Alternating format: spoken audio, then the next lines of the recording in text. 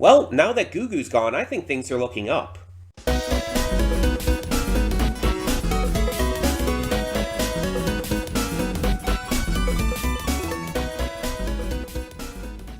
Hey everyone, welcome to Princess Gay. I'm your host Connie, and today we are here with episode 9 of Jentry Chau versus the Underworld. And yeah, Gugu has been taken to prison, to ghost prison, because of breaking a bunch of rules, which, not really a surprise considering just what we have seen from her and everything. She's not a good person. Like whether you want to view her actions as for good intent and whatnot, which maybe, um, the fact of the matter is she's not a good person. The things she has been doing are unquestionably wrong, and not just wrong, but actively bad, verging on straight up fucked up. The way she's been mistreating Gentry and lying to her entire life, the way she manipulates and tricks her, the things that she even did in the past towards Gentry's parents, it's like it's inexcusable. And now she's gone. And like I've kept saying, and I'm gonna keep saying, if she has a good redemption arc, I'm fine with that. I like redemption arcs. I think bad guys can become good guys. But it has to be well done and it has to feel deserved. Because otherwise, it's just gonna be, you know, kind of a waste of time. And the thing is, and this might be a bit of a controversial opinion, there's a side to me that almost doesn't want her to be redeemed. You know what I mean? I feel like that's something that's not done enough, not just in animation, but in general. Like, you have all of these shows, all of these movies, all these even games or whatnot, where a character is like, again, they have fair enough intent, but they do bad things. And more often than not, like, arbitrary number, but 90% of the time, they end up getting redeemed to some degree or seen like the error of their ways. And sometimes they still get punished. They get redeemed, but still get punished.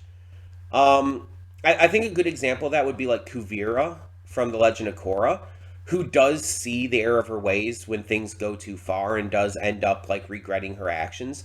But she is still imprisoned for her actions because, she was a just horrific dictator. But that's not as common as I feel like it could be.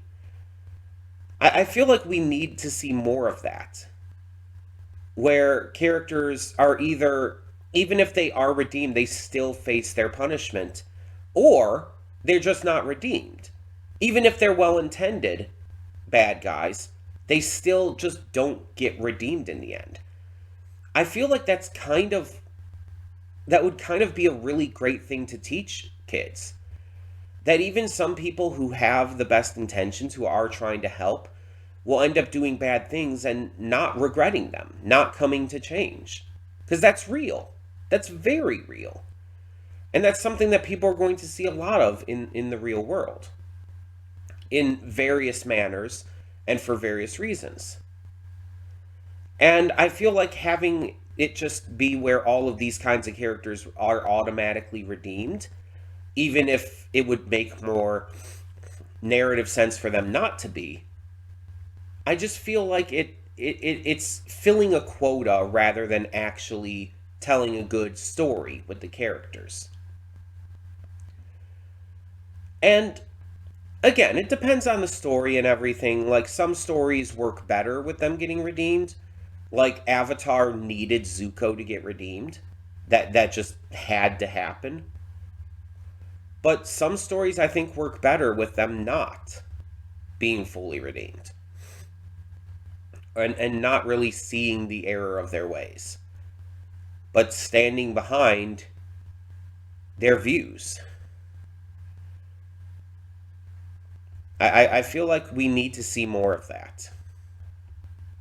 Um, we also got Kit helping Gentry out last time, but he also stole, or it looked like he was going to steal, the robe that Gentry put her powers back into. So Kit's kind of giving me vibes of like he's trying to change, but he's also like maybe scared of Chang to a point where he is, especially with how Gentry's treated him lately, he is still desperate for Chang's help. I think he's going to end up betraying Gentry. I think he will. And he's another character who could fit into this same thing as Gugu. Like, he's a character who does have good intent. He is not a bad guy, but the things he's doing are undoubtedly bad. And he's very much on a crossroads of whether or not he's going to choose to just accept the humanity that Gentry and others already see in him, or whether or not he's going to try to force, like, authentic humanity, quote unquote, from Chang and continue down this negative path. I'm really interested to see what they do with him, because he's a very complex character. Like, when we were first introduced to him, I did not think he was going to be this complex. I have to give credit to the writers for that, though. I have to give massive credit. But yeah, with everything that has been found out now, I think Gentry, more than anything at this moment, is going to need some time to figure herself out. She's gotten rid of her powers, at least for the time being. Gugu is out of her life, again, at least for the time being. And with all this confusion and shit happening with Kit and Michael and whatnot, it's like she's confused. She's a teenage girl going through some really crazy shit that no teenage girl should go through. And I'm not even talking about the supernatural stuff. It's like she's going to need some time here. I think even like some time away from even Ed. Because Ed can be a lot. And as much as they do very much get along, I think she's going to need some time to really just figure things out on her own. That's kind of my prediction for this episode.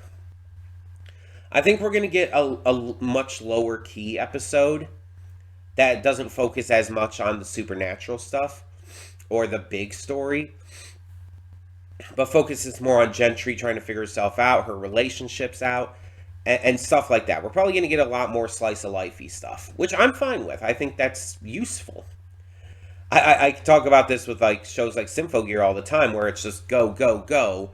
It's like sometimes you need to have some rest in there. You need to have some moments of reprieve to let the viewers just take it all in, take everything in that they've already, come to see, to experience, and get themselves mentally prepared for more. You need to have moments of respite. And that's what I'm thinking is going to happen here. But I think we're probably only going to have one episode of that, and then we're going to go into like the last part of this season with just reckless abandon. We're just going to go right into it, and it's going to be very intense from here on out. But I think this episode will at least mostly give us that break we need. But I think we should just find out. So let us get into this and see what this episode has in store. Hold up just a second there. Before you click that link down in the description below to go to today's reaction, I just wanted to take this moment real quick to remind you of all the awesome content we have on the channel. Between Monday and Friday, we have a plethora of awesome series reactions, with 2 on Wednesday. We also have movie reactions every Saturday and Sunday. I do pre-record them during the week, but upload them on the weekend. And don't forget about all the awesome gaming content over on the Princess of Gaming channel. Every single day of the week, we have some awesome Let's Plays for you. A bunch of different things to check out, and more coming in the future. And don't forget to click that subscribe button or like the video if you really enjoy the content I'm putting out. There will be more to come in the future. In the meantime, thank you so much for tuning in, and let's get this going. And we are back, and we'll begin with spoilers in 3, 2, 1, now. So there's definitely quite a bit to talk about here, and I'll try to get to everything. If I miss anything, I apologize. Um, this episode definitely had a lot of depth to talk about, so I'm gonna try to like section this off into little bits here. Let's start with Goo Goo. So, with everything that happened, Gentry is trying to live a normal life now, and she eventually starts like calling out for Goo Goo, not knowing that she was taken. Because although she's angry at what Goo Goo did, Flora is her only family. And she does miss her and she does want her back. And that's fair, I feel. I get that, but at the same time, I really hope this doesn't go down the route of Gentry just forgiving her for no reason. Because or just for the reason of that she's family. Because that's something I've seen in other things here and there, and it irritates me a lot. Because it goes on, it plays with the idea that family can do anything and it doesn't matter. That they can do any kind of bad thing and it doesn't matter because they're family and you should always forgive them. Which is extremely toxic and just bad. It is an insanely bad mentality to have and sets you up for abuse, pain, trauma, misery, fear, and so many other negative emotions and situations. It doesn't matter if someone's your family. If they hurt you, if they have caused lasting, egregious pain to you, you shouldn't forgive them unless they do something worthy of that forgiveness. The idea that you just forgive them because they're family, even if they're the only family you have left, is toxic as hell.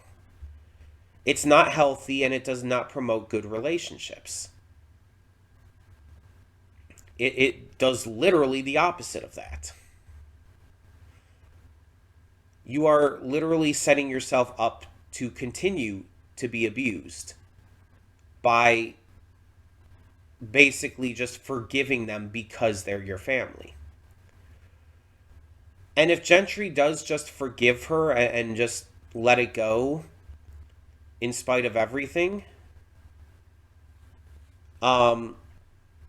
without Flora having to prove it, to prove herself better, to be better, that's a bad message. I'm sorry. It is. It's not okay. It's something that I have a very strong issue with as someone who has faced, pains and traumas and abuse. And this not only for family, but friends as well. Anyone who abuses you, anyone who manipulates and mistreats you to this level, and not even necessarily just to this level, even to like some lesser levels, you have no reason to put up with that. And you shouldn't put up with that. And you shouldn't just forgive it or accept it. And I'm speaking as someone who has accepted it. I'm speaking as someone who has gone through that and has like made excuses for it. I know what that's like, and it's not good. It does not lead to any positive situation. I really feel like that would be this show's biggest mistake if it does that. It would be the one thing that this show would do so actively wrong.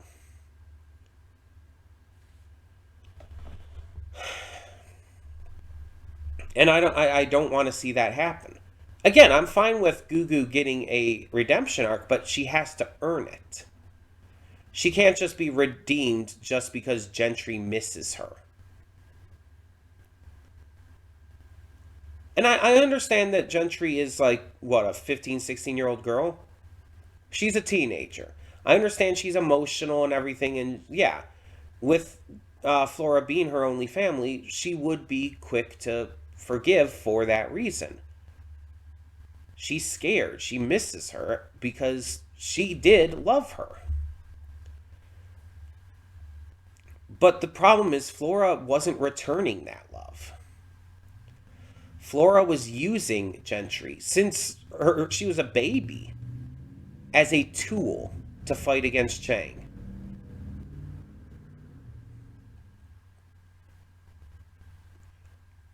And honestly, it's Flora's fault that everything has led to where it has.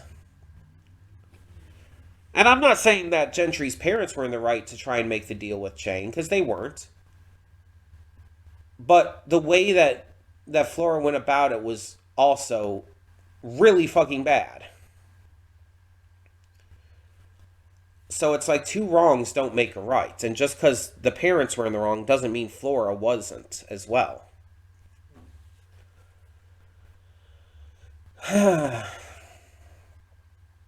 and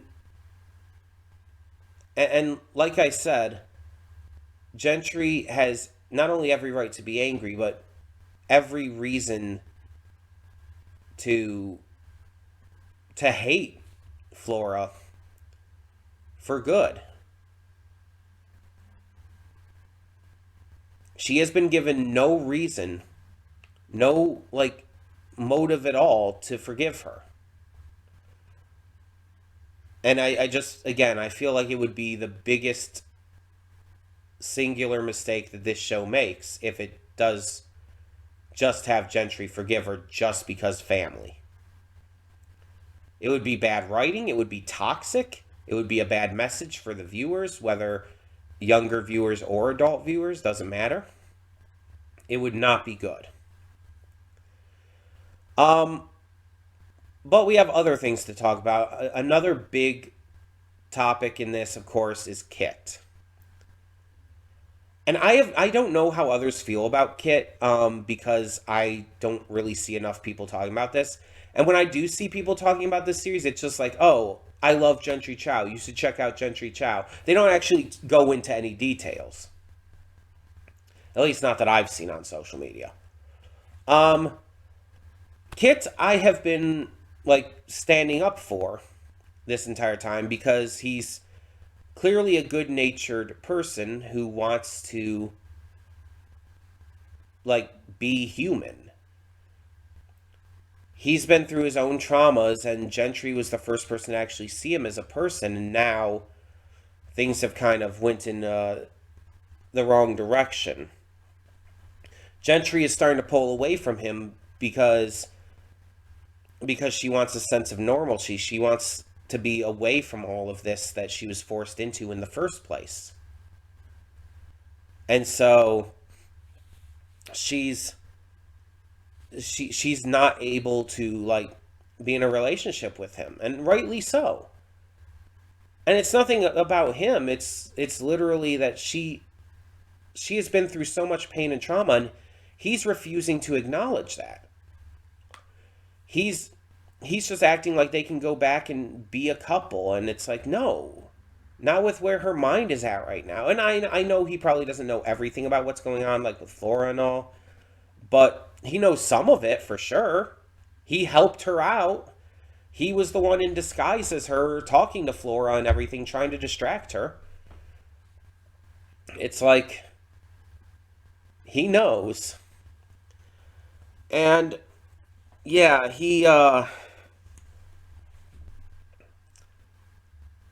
he's very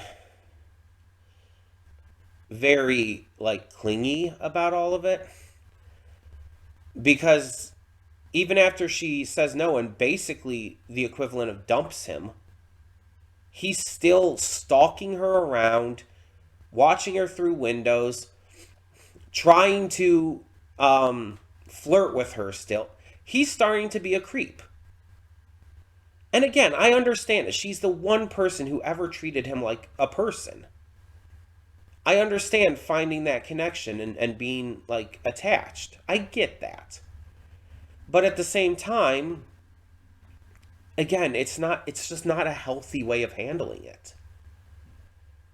He's really becoming clingy and possessive.